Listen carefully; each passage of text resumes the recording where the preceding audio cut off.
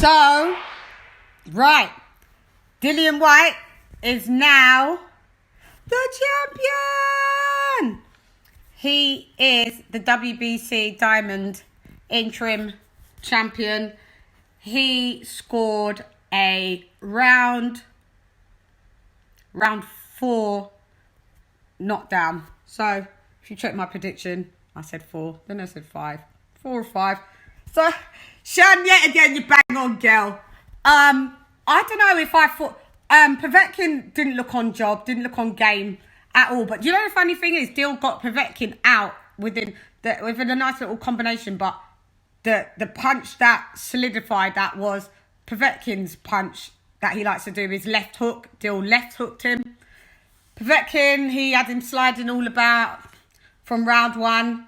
Dillian got a little shaken as well. I was scared to tell you.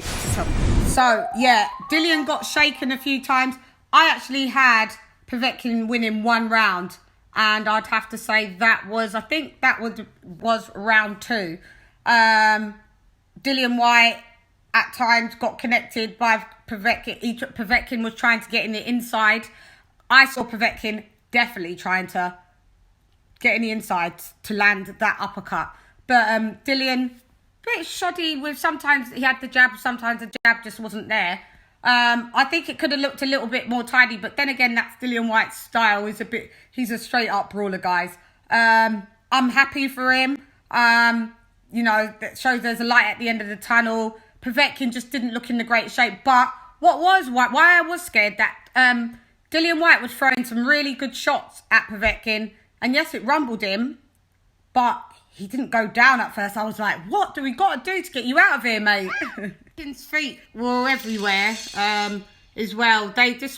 He just didn't look like the greatest Povetkin that I'd seen. And I know the narrative's going to get spun.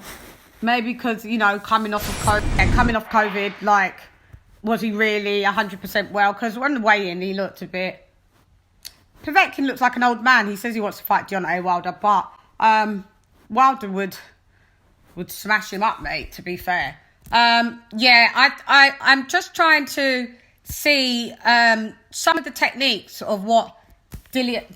I told you he was going in there to just totally smash him up. But I wanted to see what did Harold Knight actually add to that, like, specifically. I was doing a live watch along, and I was trying to really pinpoint what strings were added to Dillian's bow, and I wasn't sure. I'm gonna have to rewatch it again. I'm not really sure, because I feel that footwork wasn't the greatest on both of their behalves, because at some points Dillian was pushed up against the ropes, got a couple 1-2s here and there, so it was one of those nail-biting ones. I could see why some people thought it was going to be a deep waters one, yeah, but I just thought Dillian's not going to have that amount of patience. And as we saw in round 1, he just didn't have that patience. I was quite shocked that he came out maximum violence in the first round, because he said he wasn't coming out. He was coming out to apply pressure, but it would have been like, you know, wisely done.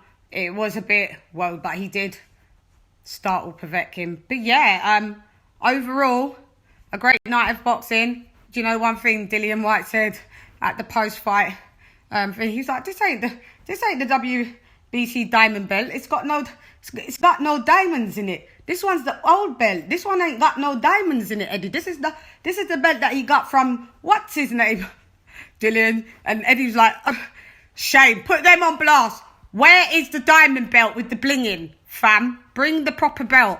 You gotta love Dillian Whyte for his, like, straight up and down. Right, guys, I am out, and Dillian Whyte regains his status again as the champion, the WBC Diamond Belt interim champ.